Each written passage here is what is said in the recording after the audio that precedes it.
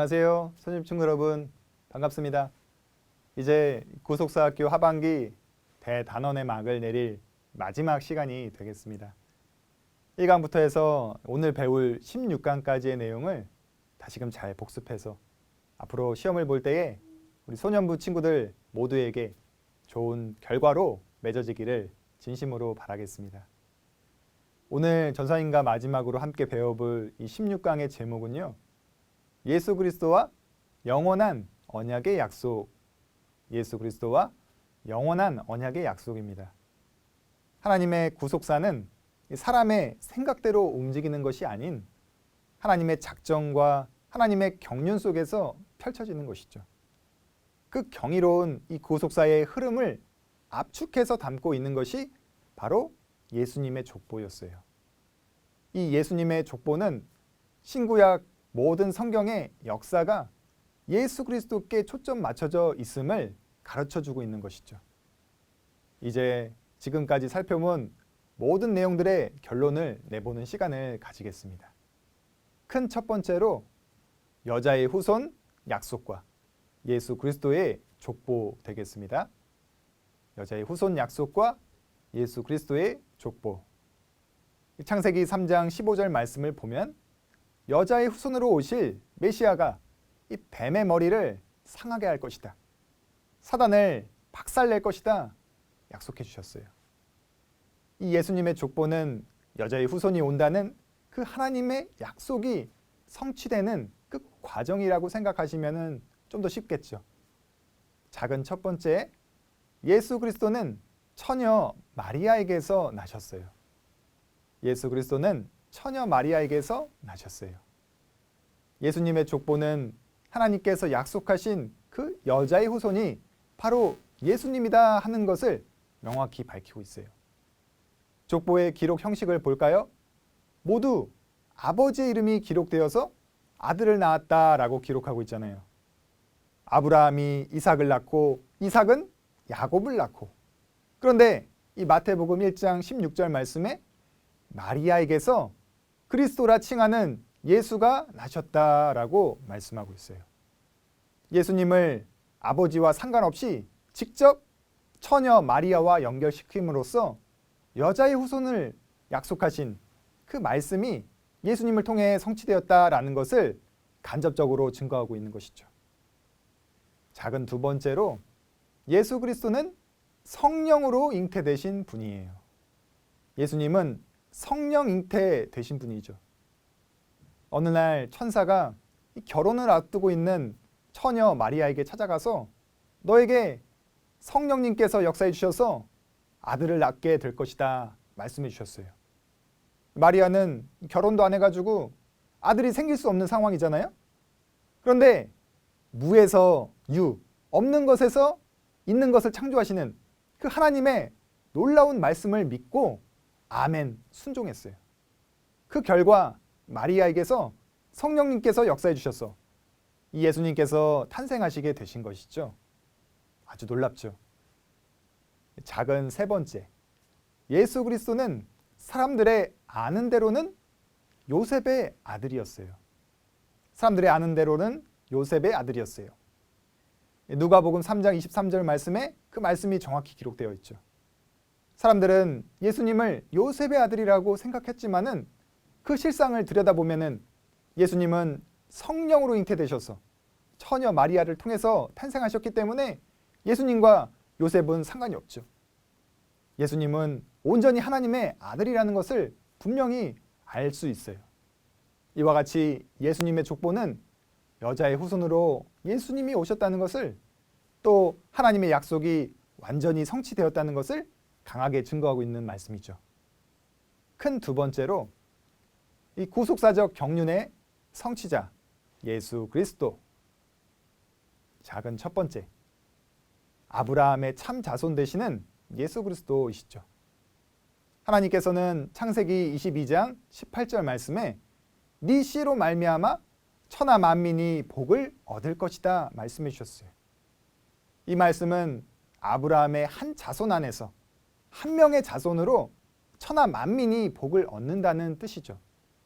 그 아브라함의 오직 한 자손이 바로 예수님을 가리키고 있음을 갈라디아서 3장 16절과 3장 19절은 밝히 증거하고 있어요.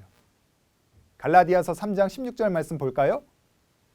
이 약속들은 아브라함과 그 자손들에게 말씀하신 것인데 여럿을 가리켜 그 자손들이라 하지 아니하시고 오직 하나를 가리켜 네 자손이라 하셨으니 곧 그리스도라 이렇게 말씀하고 있어요.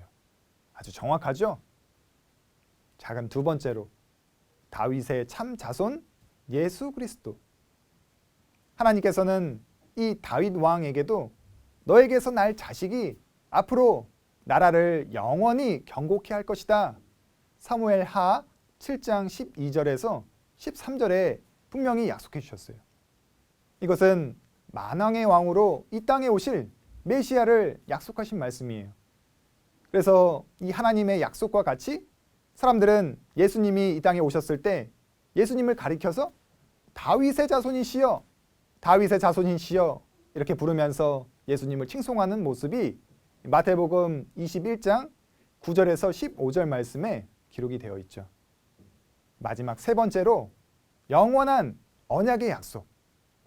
하나님의 그 영원한 언약의 약속. 그 핵심은 바로 예수님께서 우리를 위해 대신 흘리신 십자가의 피이죠.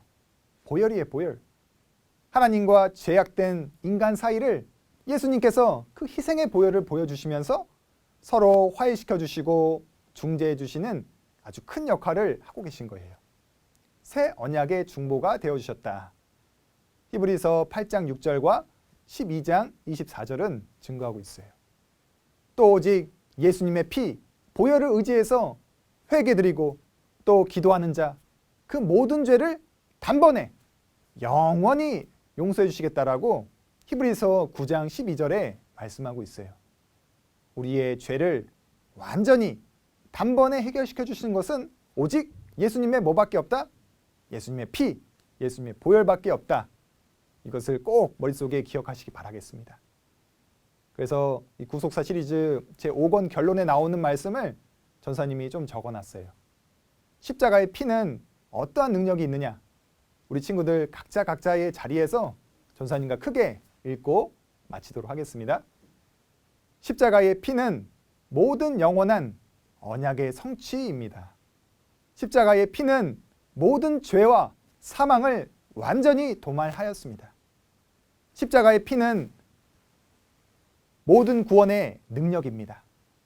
십자가의 피는 모든 영생과 행복의 보장입니다. 십자가의 피는 모든 악의 세력의 심판과 성도의 최후 승리입니다. 아멘. 우리에게 주신 영원한 언약의 약속, 예수님의 십자가를 의지해서 자신을 이기고 죄악을 이기고 세상을 이기는 그 능력이 우리 소년부 친구들 모두에게 임하시기를 간절히 바라겠습니다. 같이 기도하고 마치도록 하겠습니다. 살아계신 하나님 아버지, 오늘도 우리 소년부 친구들 각자의 처소에서 이렇게 구속사 학교 마지막까지 잘 들을 수 있도록 인도하여 주시니 진심으로 감사를 드립니다. 아버지 하나님, 하나님께서 우리에게 주신 그 영원한 언약의 약속, 예수님의 십자가 보혈을 늘 의지하고 기도할 때에 우리의 모든 죄가 다 없어지게 하여 주시고 하나님께서 용서해 주시는 역사를 통하여서 저희들 믿음으로 거듭나는 역사만이 있게 하여 주시옵소서. 우리 소년부 친구들 말씀으로 무장하여서 앞으로 세계 열방에 하나님의 놀라운 구속사의 말씀을 전파하는 놀라운 능력을 가진 일꾼들 모두가 될 수 있도록 축복하여 주시옵소서. 믿사오며 모든 것 살아계신 예수님의 이름으로 간절히 기도드리옵나이다. 아멘. 하나님께 영광의 박수 올리겠습니다. 소년층들 고생 많았어요. 감사합니다. 시험 잘 보세요. 화이팅!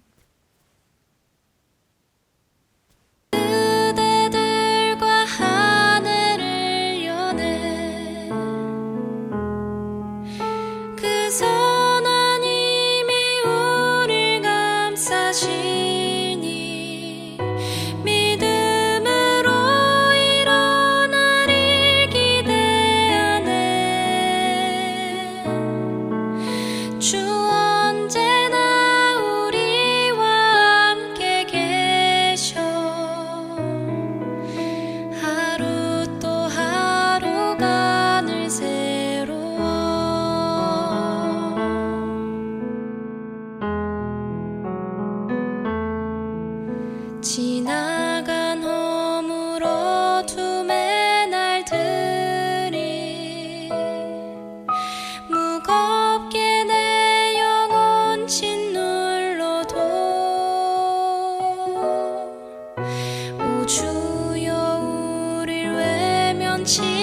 하시고 약속의 구원을 이루소서. 그 선한 힘이 우릴 감싸시니 믿음으로 일어날 일 기대하네. 주 언제나 우리와 함께 계셔. 하루 또 하루가 늘 새로워. 주께서 밝히신 작은 촛불이 어둠을 헤치고 타오르네.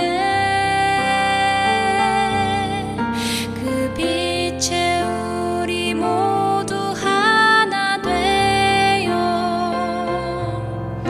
온누리에 비추게 하소서. 온누리에 비추게 하소서. 온누리에 비추게